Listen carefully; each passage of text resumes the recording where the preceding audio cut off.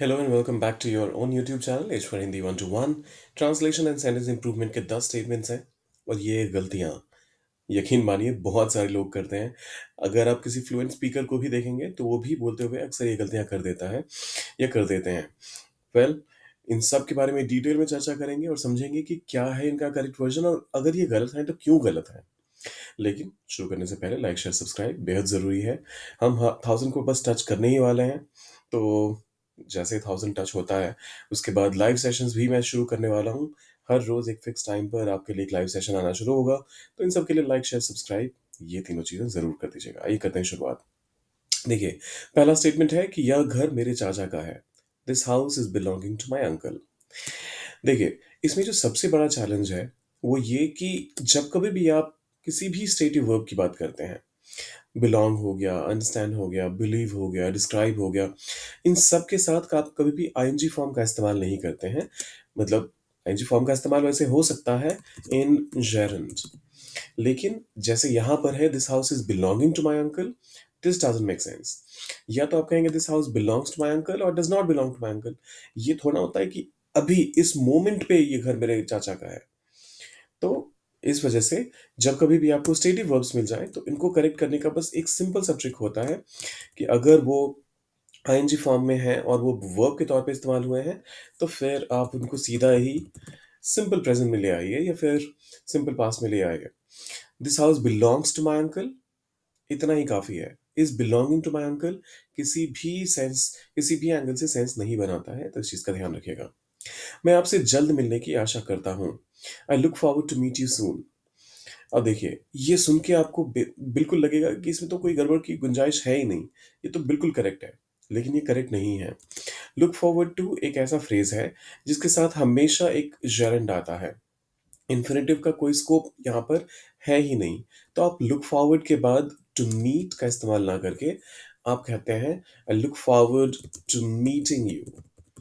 अब इसमें सबसे बड़ा चैलेंज क्या होता है, लोग समझ लेते हैं कि लुक फॉरवर्ड हमारा जो है ये हो गया वर्ब, फ्रेजल वर्ब, और फिर टू मीट ये हो गया हमारा इन्फिनेटिव। वर्ब के बाद तो इन्फिनेटिव आएगा। लेकिन ऐसा नहीं है, जो कंप्लीट फ्रेज है वो कंप्लीट फ्रेज ही है लुक फॉरवर्ड टू। तो जैसे ही आपका कंप्लीट फ्रेज में टू आ गया तो उसके साथ अलग से एक इन्फिनेटिव लगाने की जरूरत नहीं है। आप सीधा कहिए I look forward to meeting you soon. जो फॉर्मूला है वो है लुक फॉरवर्ड टू और उसके बाद gerund. So I look forward to meeting you soon. ना तो जॉन ना ही पीटर मौजूद थे। नीदर जॉन और पीटर वो प्रेजेंट। इसमें दो मिस्टेक्स हैं। अगर आप ध्यान से देखेंगे, देखिए नीदर के साथ कभी भी और का पैर नहीं होता। या तो आप कहते हैं ईदर और, या फिर आप कहते हैं नीदर नॉर। तो नीदर जॉन और पीटर ये तो कहीं से भी सेंस नहीं बनाता। आपको पेयरिंग सही करनी पड़ेगी। आप कहिए नीदर जॉन नॉर पीटर, और उसके बाद देखिए, आप हमेशा ये सुनते होंगे कि अगर सब्जेक्ट आपका एक है तो वो हो गया सिंगुलर। अगर आपका सब्जेक्ट एक से ज्यादा है तो वो हो गया प्लूरल। लेकिन अगर सब्जेक्ट आपका जीरो है, जो एक्शन परफॉर्म करने वाला है वो अगर टेक्निकली जीरो है, तो फिर उस केस में क्या, फिर तो उस केस में आपको उसे सिंगुलर ही ट्रीट करना पड़ेगा क्योंकि और कोई तीसरा स्कोप है नहीं। तो आपको यहाँ पर वॉज कहना पड़ेगा, क्योंकि ना तो जॉन ना ही पीटर प्रेजेंट थे, यहाँ पर मौजूद थे या फिर उपस्थित थे। तो जो उपस्थित होने का काम था वो ना तो जॉन कर रहा था ना पीटर कर रहा था, तो एक्शन करने वाला इन दोनों में से कोई भी नहीं हुआ, जीरो हुआ। तो इसी वजह से इनके साथ भी आप हमेशा सिंगुलर का ही इस्तेमाल करेंगे, ये ध्यान रखिएगा। हाँ, ईदर पीटर और जॉन या फिर ईदर जॉन और पीटर अगर होता तो उस केस में आप वाज प्रेजेंट का, इनफैक्ट उस केस में भी आप वाज का इस्तेमाल करते हैं, क्योंकि या तो जॉन या फिर पीटर कोई एक तो मौजूद मौजूद था, लेकिन दोनों मौजूद नहीं थे। हाँ, अगर मान लीजिए यहाँ पर ये कुछ ऐसा लिखा होता, ईदर ही और दे, तो उस केस में क्या होता है, फिर जो सबसे नियरेस्ट होता है वर्ब के, फिर उसके अकॉर्डिंग वर्ब जाता है। वो सब्जेक्ट वर्ब अग्रीमेंट में कभी कवर करेंगे डिटेल में, लेकिन फिलहाल के लिए neither John not Peter was present would be the correct sentence. शिक्षक ने हमें कक्षा में बात ना करने को कहा। The teacher said us to not talk to class, to not to talk in the class. मतलब टीचर ने हमें मना किया अब देखिए, इसको ट्रांसलेट करने के बहुत सारे तरीके हो सकते हैं, लेकिन किसी भी तरीके में ये वाला सेगमेंट जो है वो फिट नहीं बैठता। द टीचर सेड अस, देखिए, अगर आप टेल का इस्तेमाल करते हैं, आस्क का इस्तेमाल करते हैं, प्रोहिबिट का इस्तेमाल करते हैं, इन सब के साथ जहाँ पर इंस्ट्रक्शन की बात हो रही है या फिर सीधा-सीधा कहने की बात हो रही है, इन सब के साथ आप डायरेक्टली आप ऑब्जेक्ट को ला सकते हैं, सुनने वाले को ला सकते हैं। लेकिन यहाँ जैसे बात हो रही है सेड, तो या तो आपको कहना पड़ेगा सेड टू अस, लेकिन यहाँ पर आपको ये भी ध्यान रखना पड़ेगा कि इसके बाद आने वाला जो सेगमेंट है, the teacher said to us, ये आगे एक इंस्ट्रक्शन के तौर पे कहा जा रहा है। तो इंस्ट्रक्शन में पर्सनली मैं अगर आप मुझे पूछेंगे तो मैं रिकमेंड करूँगा कि आस्क का इस्तेमाल कीजिए। सो ये क्योंकि पास्ट की बात हो रही है, so the teacher asked us, और ये टू नॉट टू टॉक, ये नहीं चलेगा। The teacher asked us not to talk in the class. जो भी काम करने से मना किया जाए, उस केस में आप सीधा ही नॉट टू और फिर उस वर्ब का इस्तेमाल करते हैं। मान लीजिए अगर आपको कहना हो, मेरे दोस्त ने वहाँ जाने से मुझे मना किया। My friend asked me not to go there. Not to go there. मेरे माता-पिता ने मुझे पिज़्ज़ा खाने से मना किया। My parents prohibited, और prohibited के बाद प्रोहिबिटेड के बाद हमेशा आपको पहले तो ऑब्जेक्ट का नाम, सॉरी, ऑब्जेक्ट लिखना होता है, और उसके बाद फ्रॉम लिखना होता है, जिस चीज़ से भी आपको मना किया जाए। तो फ्रॉम और फिर इसके साथ भी हमेशा आईएनजी फॉर्म आता है। So my parents prohibited me from eating pizza. तो इस तरीके से आपको इन सेंटेंसेस में ध्यान रखना पड़ेगा। उसने स्थिति में कायरता से व्यवहार किया। He behaved cowardly in the situation. ये ट्रिकी है, इसको थोड़ा ध्यान से देखिएगा। देखिए, जब कभी भी आप किसी भी वर्ड में एल वाई लगा देते हैं, तो वो आपका यूजुअली जब कभी भी नाउन में लग जाता है वो ये वाला वर्ड, सॉरी, ये वाला सफिक्स, तो फिर वो आपका बन जाता है एडवर्ब।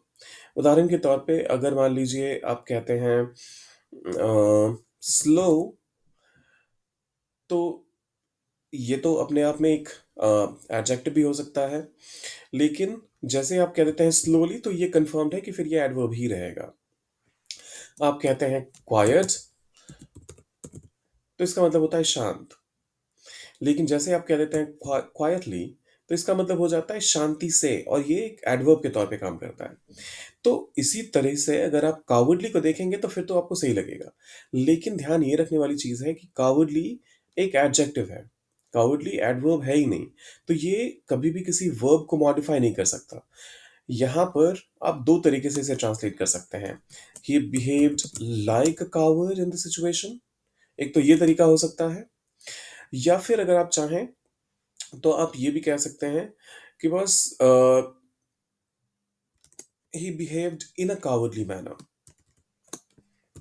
इन अ कावर्डली मैनर। अब देखिए, जैसे ही आपने कावर्डली के बाद मैनर का इस्तेमाल कर लिया, तो आपको पता है कि एक नाउन आ गया है, और नाउन को मॉडिफाई डेफिनेटली एडजेक्टिव कर सकता है। तो ये दोनों ही तरीके सही हो सकते हैं, बट ही बिहेव्ड कावर्डली वो ग्रामेटिकली गलत है। तो इस चीज का ध्यान रखिएगा। फिर आता है, इस किताब में कई जानकारियां हैं, there are many informations in this book. ओ भाई साहब, इसमें बहुत अलग अलग लेवल पे और बहुत सारी मिस्टेक्स हैं। आप देखिए, सबसे पहले तो इंफॉर्मेशन जो है वो कभी भी आप इसको काउंट नहीं कर सकते। आप नहीं कह सकते, हिंदी में शायद एक जानकारी आप कह देते हैं तो वो चलता है, लेकिन इंग्लिश में एन इंफॉर्मेशन गलत है। सो क्योंकि इनको काउंट नहीं किया जा सकता। सो इंफॉर्मेशंस तो होगा ही नहीं, इंफॉर्मेशन होगा। दूसरी चीज, जिस चीज को आप काउंट नहीं कर सकते उसके बारे में आप मेनी कैसे कह सकते हैं? तो आप, और जब काउंट ही नहीं कर सकते तो फिर उनके साथ आप प्लूरल वर्ब का इस्तेमाल कैसे करेंगे? तो आपको कहना पड़ेगा there is a lot of information in this book. आप चाहे तो there is much information in this book भी कह सकते हैं। There is much information in this book, या फिर there is a lot of information in this book. फिर आता है यह सबसे अनोखी पेंटिंग है जो मैंने कभी देखी है। This is the most unique painting I have ever seen. देखिए, ये बहुत कॉमन एरर है और इस तरह के सवाल आपको एग्जाम में भी अक्सर पूछे जाते हैं। If you are a student preparing for some kind of an exam, आपका वो करिकुलम का एग्जाम हो सकता है या फिर वो किसी कंपेटिटिव एग्जाम की बात हो सकती है। उन सब में इस तरह के सवाल पूछे जाते हैं। जब कभी भी आप यूनिक कहते हैं या फिर परफेक्ट कहते हैं, मान लीजिए, तो इससे ऊपर की कोई गुंजाइश है ही नहीं। राइट? ब्रिलियंट। तो इससे ऊपर की कोई गुंजाइश है ही नहीं। ये अपने आप में हमेशा सुपरलेटिव फॉर्म में ही रहता है। इनका ना कोई कंपैरेटिव फॉर्म होता है, ना कोई सुपरलेटिव फॉर्म होता है, क्योंकि ये इनको by default he superlative consider कर लिया जाता है। तो मोर मोस्ट का इस्तेमाल करना यहाँ पर गलत हो जाएगा। This is the most unique painting गलत है। This is the unique painting I have ever I have ever have के बाद सॉ का इस्तेमाल, सेकंड फॉर्म का इस्तेमाल, ये भी गलत है। आपको सीन करना पड़ेगा यहाँ पे। एंड देखिए, ये बेशक सुपरलेटिव फॉर्म है, माना जाता है इसे, लेकिन इसके पहले आप सिर्फ ऐसे रैंडमली द का इस्तेमाल नहीं कर सकते। आपको यहाँ पर का इस्तेमाल करना पड़ेगा। So this is a unique painting I have ever seen. This is a unique painting I have ever seen. देखिए, एब्सोल्यूट एडजेक्टिव्स जो टर्म है जो इनके लिए इस्तेमाल किया जाता है, इनमें एक और चीज़ का आपको ध्यान रखना पड़ेगा कि आप चाहें तो का इस्तेमाल कर लीजिए या फिर आप अ, मतलब इसको कभी भी कंपैरेटिव कंपैरिजन वाले मोड में तो ले ही मत जाइए। अब एग्ज़ाम्पल के तौर पे अगर मुझे ये कहना हो कि दिस इज़ ये जो है ये सबसे परफेक्ट उदाहरण है। This is the most perfect example of let's say this topic. फिर इस केस में ऑन हो जाएगा वैसे। This is the most perfect example on this topic. तो यहाँ पर आप द मोस्ट का इस्तेमाल क्यों कर रहे हैं? कोई सेंस नहीं बनता। आपको सीधा ही कह रहा है this is a perfect example on this topic. वह अगले महीने विदेश जा रहा है। बहुत कॉमन एरर है ये भी। He is going to abroad next month. Abroad यहाँ पर नाउन नहीं है। इस वजह से आपको इसके ठीक पहले टू लगाने की ज़रूरत नहीं है। ही is going abroad next month. ये एक एडवर्ब के तौर पे काम कर रहा है यहाँ पर। So he is going abroad next month. उसने मुझे कोर्स में शामिल होने का सुझाव दिया। He suggested me to join the course. ये वाला फिर से ट्रिकी है, तो थोड़ा-सा इसको ध्यान से समझिएगा। जब कभी भी आप कहते हैं सजेस्टेड, तो इसके साथ आप कभी भी डायरेक्टली पहले जो आपका ऑब्जेक्ट है, जो सुनने वाला है, उनका इस्तेमाल नहीं करते हैं, क्योंकि ये आपसे एक एक्शन परफ़ॉर्म करने के बारे में बात हो रही है। तो ऐसे में आपने जैसे सजेस्टेड मी, तो ऐसा लगता है कि उसने मेरा सुझाव किसी और को दिया। मतलब सुझाव ही ये था, मैं था। तो ऑब्वियसली ये तो इनकरेक्ट है। आपको यहाँ पर कहना पड़ेगा he suggested that I join the course. He suggested that I join the course. इसका एक और चीज़ है, इसके बारे में एक और चीज़ है जिसका ध्यान रखिएगा आप। अगर मुझे ये कहना होता कि उसने शाम को सुझाव दिया। मान लीजिए कुछ ऐसा हो। ही सजेस्टेड दैट शाम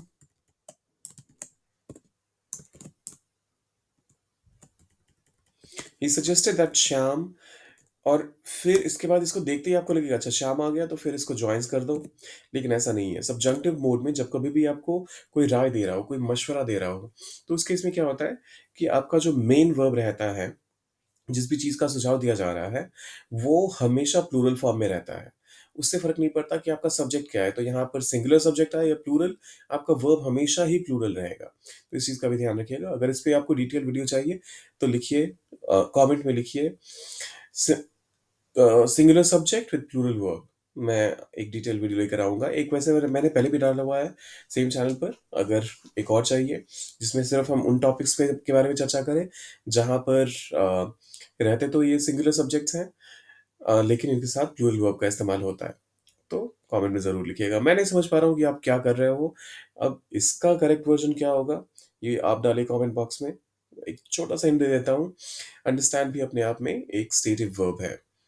तो आईएनजी फॉर्म मुझे नहीं लगता कि यहाँ पर इस्तेमाल होना चाहिए।